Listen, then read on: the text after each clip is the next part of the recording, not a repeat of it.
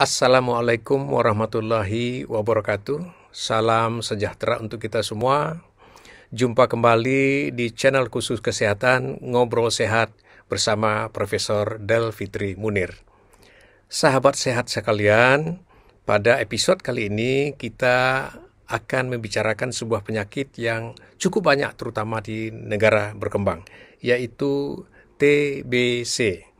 Kita akan membahas penyakit ini bersama pakar ilmu kesehatan anak, Dr. Rini Safitri Daulay, MCAT PED, spesialis anak konsultan. Alhamdulillah sudah hadir bersama kita pakar ilmu kesehatan anak, Dr. Rini Safitri Daulay. Assalamualaikum Dr. Rini. Waalaikumsalam Prof.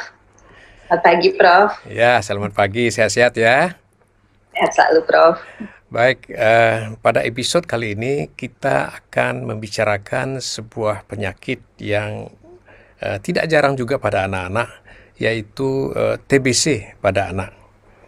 Pada dewasa juga ada dan agak susah sembuhnya. Nah, bagaimana pada anak-anak? Mari kita dengarkan penjelasan dari dokter ini. Silakan dokter ini. Terima kasih Prof. Jadi sebenarnya TBC atau tuberkulosis itu adalah penyakit infeksi yang disebabkan oleh kuman Mycobacterium tuberculosis. Nah, apa bedanya TB pada anak dengan TB pada dewasa? Kalau TB pada dewasa itu biasanya khas ya Prof. Jadi penderita TB dewasa itu biasanya kurus, kemudian ada batuk darah, keringat malam, biasanya seperti itu. Nah, bagaimana dengan pada anak? Kalau pada anak itu biasanya gejala yang timbul tidak khas. Jadi gejala yang paling sering adalah demam lama. Jadi demamnya tidak terlalu tinggi, sering dikatakan meriang atau sumeng-sumeng, lebih dari 2 minggu. Kemudian anaknya tidak aktif, anaknya tidak mau makan, berat badannya kurang atau bahkan berat badannya jadi kurus anaknya seperti itu. Kemudian untuk keringat malam bagaimana pada anak? Yeah. Nah sebenarnya pada anak itu kan ketika dia tidur nyenyak atau deep sleep itu terjadi pengeluaran daripada growth hormone sehingga biasanya pada anak-anak yang tidur nyenyak itu akan keluar keringat pada saat tidur nyenyak di malam hari. Jadi keringat malam pada anak tidak bisa dikatakan sebagai salah satu tanda TB pada anak. Jadi yang paling sering itu justru gejala yang nggak khas, yang tadi demam lama, anak yang nggak mau makan, anak yang nggak aktif, kemudian berat badannya berkurang, seperti itu. Jadi sangat tidak khas. Tetapi tergantung juga organ yang terkena. Jadi kan TBC ini bisa kemana-mana ya Prof ya, bukan cuma ke paru aja, bisa ke selaput otak, bisa ke kulit, bisa ke kelenjar.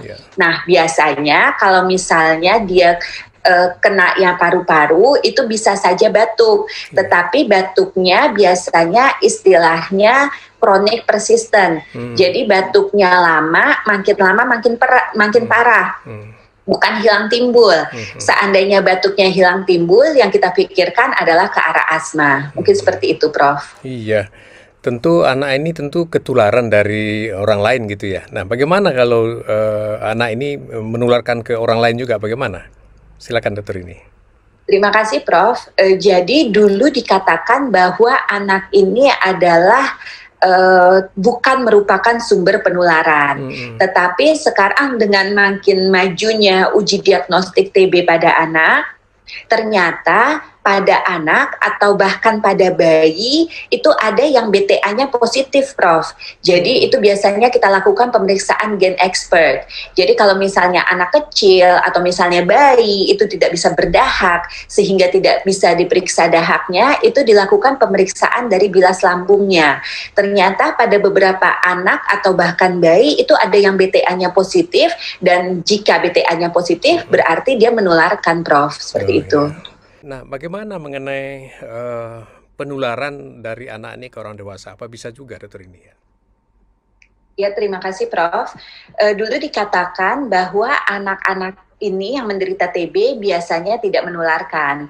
Tetapi ternyata dengan semakin majunya pemeriksaan untuk diagnostik TB ini, Prof, apalagi sekarang ada yang katanya tes cepat molekuler atau Gen Expert itu, ternyata didapatkan bahwa pada anak-anak kecil atau bahkan bayi ada yang dijumpai bakteri tahan asam atau BTA yang positif, Prof. Sehingga biasanya jika BTA-nya positif itu akan menularkan. Tetapi memang biasanya sebagian besar yang menularkan adalah penderita TB remaja. Karena biasanya penderita TB remaja ini sudah adult type TB. Jadi jenis TB-nya itu sama dengan dewasa. Jadi lebih sering BTA-nya positif dan lebih sering menularkan, Prof. Iya. Baik, TB ini kan agak susah ya sembuhnya pada orang dewasa ya. Bagaimana pada anak nih?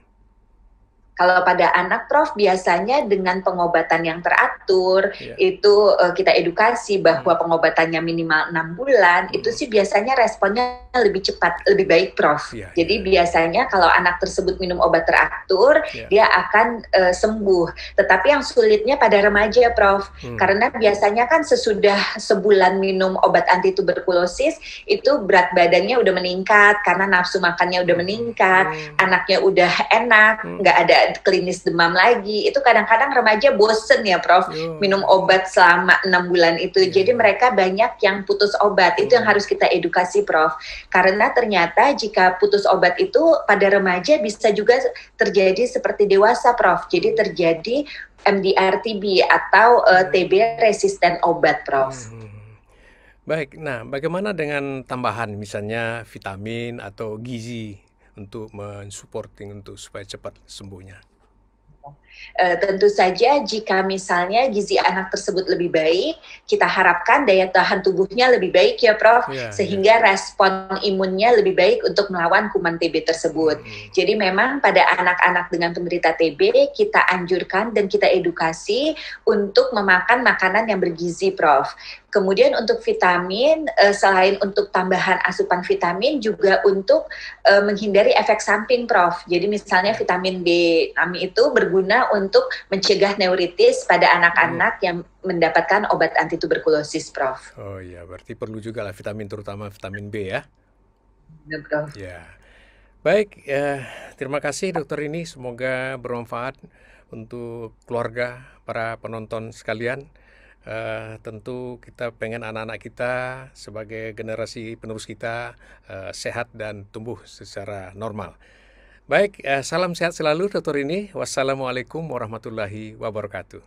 Waalaikumsalam warahmatullahi wabarakatuh. Terima kasih, Prof. Ya, sama-sama.